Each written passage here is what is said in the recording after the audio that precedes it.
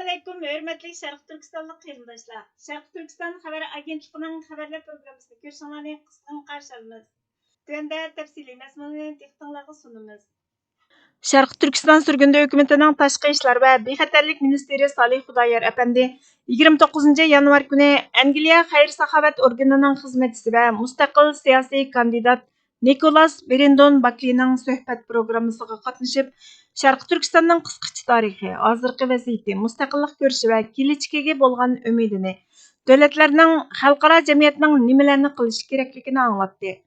Riyosatchi Angliya mustaqil siyosiy kandidat Nikolas Brendon Bakli ko'rurmanlar, yaxshimisizlar? Bugungi suhbatimizga hayron qolarliq bir mehmonni taklif qildim. Kanalimda tunji qitim shundoq bo'ldi. Bir sobiq bosh ministrimizni ilgari suhbatga taklif qilgan edim. Buni birozdan keyin tushundirman. Eng oldi bilan Salih Xudoyorning programmamizga daxil bo'lganligini qarshi olamiz.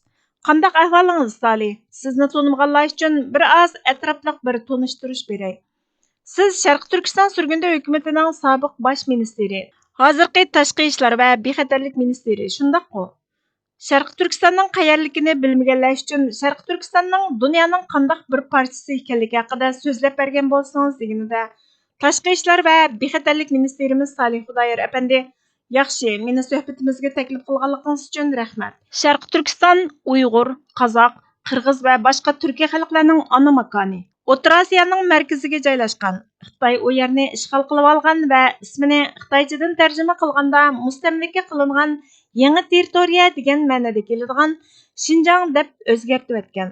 Xinjiang Uyg'ur avtonom rayoni degan nom bilan Xitoy Xalq Jumhuriyati tomonidan boshqariladi.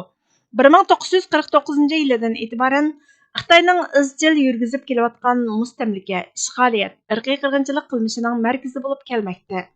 Irqiy qirg'inchilik 2014-yildan e'tiboran rasmiy yo'lga qo'yildi deb javob berdi. Riyosatchi Angliyada biz buni angladik, balkim to'g'ri talaffuz qilolmagan bo'lishi mumkin. Ular Uyg'ur musulmonlari, biz ularni yig'ib olish kamplarida deb angladik va buningga ishonamiz. Va yana millionlarcha insonlarning bu yerda tutib turilganligini, ayollarning tug'mas qilinganligini angladik. Qarsam siz Xitoyga o'xshamaydi ekansiz. Buningga asoslanganda bu Xitoyning ichki ishi emasdek qiladi. Qaramoqqa men sizni O'rta Osiyolik, O'rta Sharqlikmikin deb qolaman. Ammo men sizning O'rta Sharqlik emasligingizni bilaman. Siz Sharqlikqa o'xshamaysiz. Biz nurg'ulg'an vatani yo'q, farqli etnik insonlarni tanıymiz. Xabaringiz bo'lganidek, Falastin shu anda kun tartibda. Turkiya, Suriya va uning atroflarida kurdlar bor. Hatto bizning davlatlarimizda bor. Ko'rinishlar bor. Ko'rinishlardan ayrilmoqchi bo'lgan ko'rinish harakatimi bor. Ispaniyada Baskoviy xalqi yashaydigan Baskoviy rayoni bor. Bularning hammasi yangi narsalar emas, biroq siz farqli. Bu yerda yashayotgan o'xshashi bo'lmagan bir etnik millat. Surgunda hukumatni shakllantirdingiz. Bu haqda so'zlagan bo'lsangiz, vaqtni bir oz keyniga surayli. Xitoy u rayonga ko'chib kelganida nimalar yuz berdi? Mening farzimcha sizning oilangiz qochib chiqqan, surgunda yashayotadi-ku deyman. Shunglashqa siz hozir Amerikada turyapsiz. U zaminni qaytarib olish, xalqaro sahnaga elib chiqish, u zaminning Xitoyning yeri emasligini bildirish uchun nima ishlar qilinyotidi deb so'rag'inida Sharq Turkiston surgunda hukumatining tashqi ishlar va bexatarlik ministri Salih Xudoyor apandi ilgari aytib o'tganimdek, Sharq Turkiston Uyg'urlar va boshqa turkiy xalqlarning necha ming yillik makoni.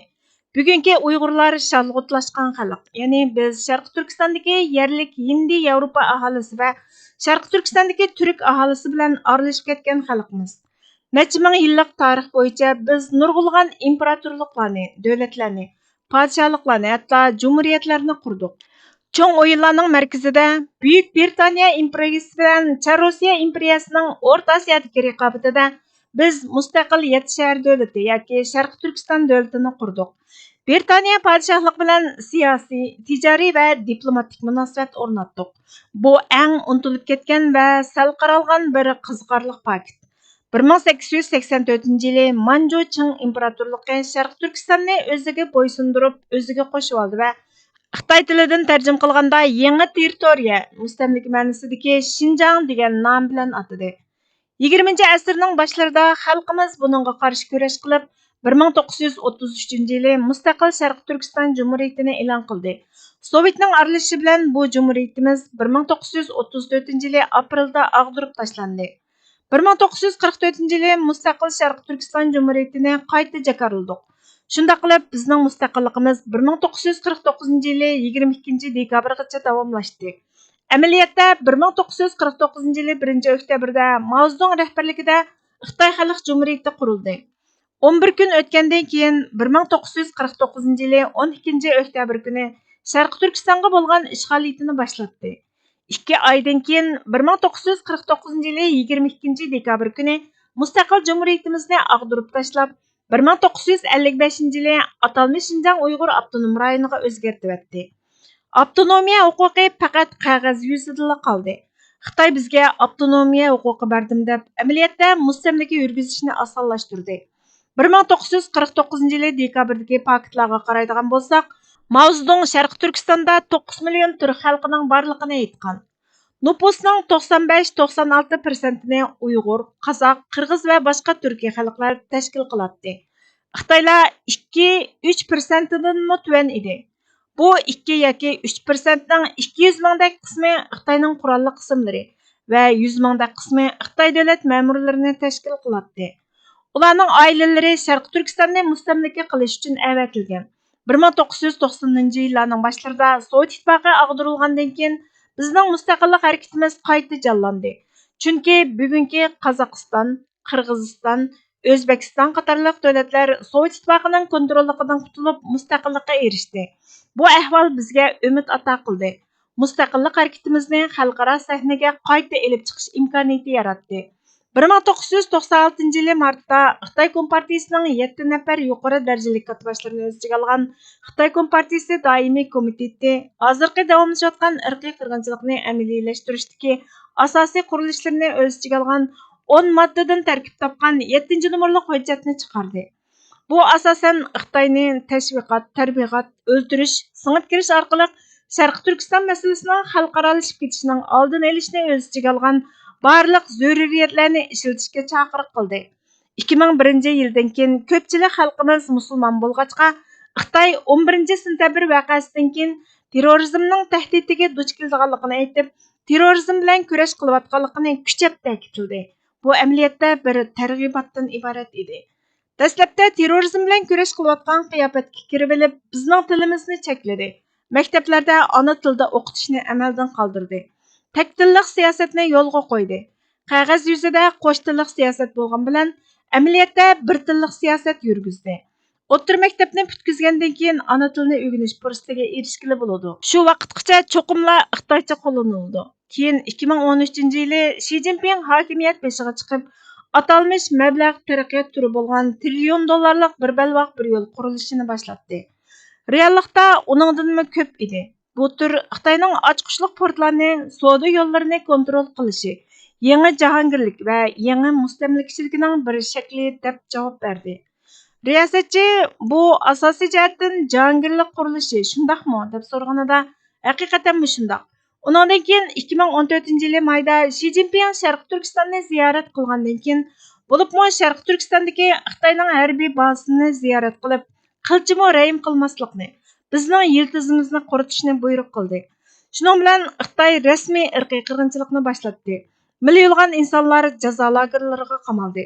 Xitoy hukumatı 2020 yili Aqtashliq kitobni e'lon qilib, bu joylarning jazo lagerlari emas, til va kasbiy jihatdan tarbiyalash ta'sislari ekanligini o'ttirg'a qo'ydi. Ular 2014 yilidan 2019 yilgacha har yili 1.290.000 nafar, jami taxminan 7-8 million nafar xalqimizning bu ta'sislarga qamalganligini bayon qildi. Bu ta'sislarga qamalgan xalqimiz qiynash, bosqinchilik qilishga uchraydi. 18 yoshdan 30 yoshgacha bo'lgan sog'lom yoshlarimiz organlari uchun o'ldiriladi. Organ yig'ib olish tadqiqotchilarining faraz qilishicha, har yili 25 mingdan 50 minggacha bo'lgan Sharq Turkistondagi turkiy xalqlar organlari uchun o'ldirilgan. Amaliyotda bu yilning boshlarida Xitoy hukumatı Sharq Turkistonda organ yig'ib olish markazlarini 2030 yilgacha 3 hassa kengaytirganligini e'lon qildi. Bu izchil davomlashib kelyapti. 100 mingdan ayollarimiz tug'mas qilib etildi. 1 milliondan artıq balalarımız ailəsindən məcburi ayırıb etilib, yerlik Xitay ammasiga aylantirish maqsadida atalmış Darültamlarga, hökumətinin yataqlıq məktəblərinə o'rinlashtirildi. Əməliyyatda bular balalar üçün jazo lagerlari idi.